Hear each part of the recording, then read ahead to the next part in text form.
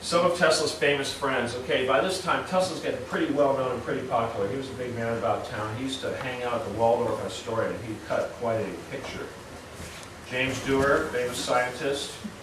Here we have a picture of Einstein and Steinmetz. Steinmetz is a very famous, well, I guess he was a scientist from Europe, Germany, and he eventually went on to become the chief scientist at General Electric after Edison. But you'll notice here in this photo, there's Tesla, and where's Tesla here? So suddenly Tesla was not popular, and somebody decided that he needed to be removed from history, and that's just one example of that. One of his best friends was Mark Twain. Mark Twain used to love to hang out.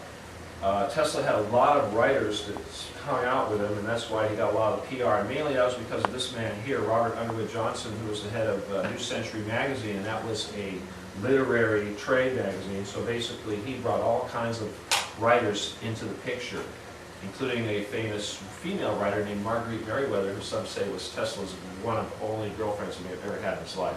Which brings up a good point.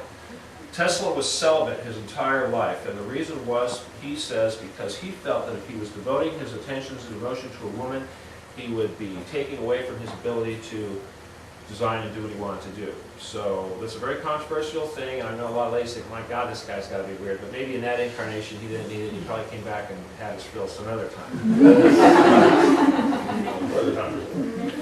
Perhaps. Harnessing Niagara Falls. Look at this cool picture. Look at these rocks out here. See this thing? Look at these people actually standing on the rocks here. Could you imagine they let you do that today? My God. Tesla's dream comes true. Basically, these are the big money makers. Morgan, let's see, Astor, Rothschild, and who do we have here? Vanderbilt. Big names of the era. These are just some of the big money guys of the era, but they're the ones that put up the money to do this. There's those little rocks I was telling you about. Where's the walkway? There's one of those people who are standing right there. Crazy. Okay. Before we get into that, he had a lot of money because he got that contract, and he opened up a new lab. He did quite a lot of things in there, and one of them was he invented X-rays. People think Roentgen invented X-rays, but this picture right here is an X-ray that Tesla accidentally took of his foot that was actually done prior to Roentgen's experiments. Okay, so no big deal. But if you can see here, he sends a picture to Roentgen, and Roentgen goes, "Wow, these are very interesting. Maybe you could tell me how you got it." Oh, and shortly after these pictures were taken, Tesla's lab burned down. No. One of many times that his lab would burn down. Okay, Niagara goes online. This is really cool. This is the top right here. See how far down? This thing goes down like 100 feet. And there's big giant tunnels that go through here, and here's the turbine. Remember, this is 1896. This is, each one of these is 500 horsepower, or 500 kilovolts. It's an incredible amount of power for the day. The buildings are still standing. Actually, these are torn down. They've gone through a lot of, well, actually, the buildings are still standing, but they've since gone through many different upgrades. Okay, world's second hydroelectric plant, Yugoslavia. All right, let's give some credit to Tesla's home country because they were way ahead of their time. So people think these Eastern European countries are backwards and all that. You got to remember that's where Tesla was born. So there's a lot of people like Tesla probably came from that area. Tesla invents radio and robots, and possibly even the computer. We should really give him credit for the computer and the semiconductor and the transistor and all kinds of other stuff right here. But you know, there's so many inventions coming so fast and furious, nobody can really keep track. He wanted to show once and for all that he invented radio and not Marconi, so he arranged to have this big demonstration done in Madison Square Gardens where they built this pond in the middle of the room, and he had these little robot boats going around in the thing. And he didn't want to scare people, so he would tell people to ask the boats questions, so what's the square root of 64, and the boat would flash 4 little lights, or something like that, or 8 lights, I guess it is, whatever. What's the square root of 64? 8? Okay, 8 lights. And so they think, and he'd be sitting there behind the scenes with a little remote control. You know, of course, people didn't know. They thought this thing was intelligent. Okay, now one thing we should mention about Marconi, and we're not going to go too deep into this because the Supreme Court has granted eventually granted the patent for the radio to Tesla, but it flip-flopped quite a few times with Marconi. There's a lot of speculation of why this happened. It could have been because of the financial backing. You know, there's some big bankers, and we know what the bankers are capable of doing.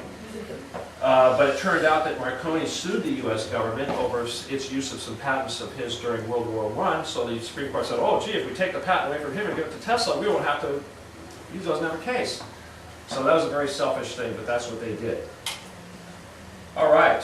Now, the current war had gotten pretty bad, and needless to say, poor Mr. Westinghouse had borne the brunt of this, and he had to spend incredible amounts of money just to compete with the onslaught of negative PR coming from the likes of General Electric and all the people that were being affected by the AC Electric.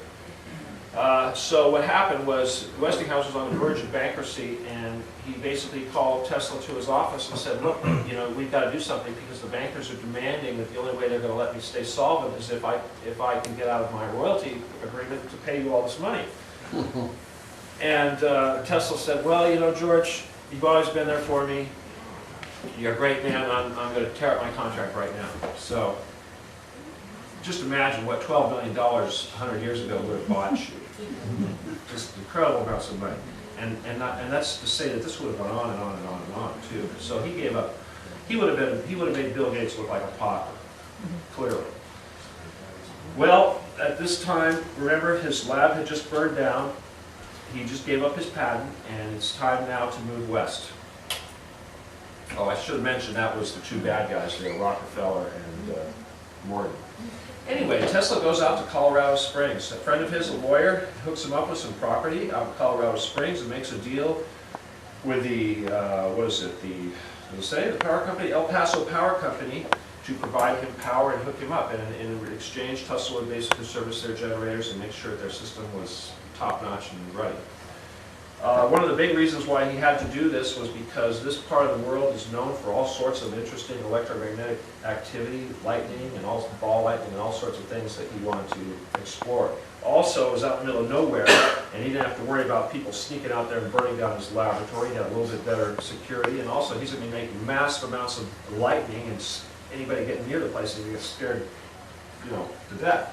So he needed a nice, secure place out in nowhere to do some really crazy stuff.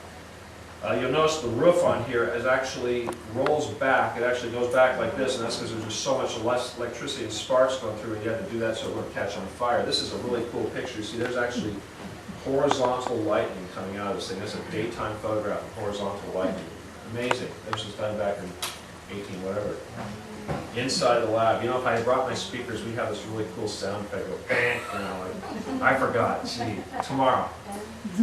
Anyway, as you can see, the interior of the lab was pretty rustic. This is some pretty rustic. Look at that. That's a space heater. That was the only heater in the whole building. You can imagine how cold it must have got. But these guys have done some incredible, fantastic scientific research out in this Wild West atmosphere. It's amazing. Now, this is an interesting picture, and Tesla used to like to do this a lot. This is actually a multiple exposure photograph. He wasn't sitting in the room and this stuff was going around. He like, hey, look, he thought that was real cool to take these pictures with him sitting there like, oh yeah, I'm just reading, you know, nothing going on. One of his workers, big monsters, banks and oscillators and what have you. All right. Oh, one of the things that's really important here that we want to mention, and the engineers, I want you to keep up with this or follow this, but in this time he also discovered that the frequency of the surface between the Earth and the ionosphere, that space was in 8 hertz. So this is where he learned that was the frequency that worked well when you're dealing with the Earth. And this is really important now because this is going to come up with scalar waves and all this stuff, and human body and mind control, all that good stuff, because we also vibrate at 8 hertz. Okay, this is real important stuff.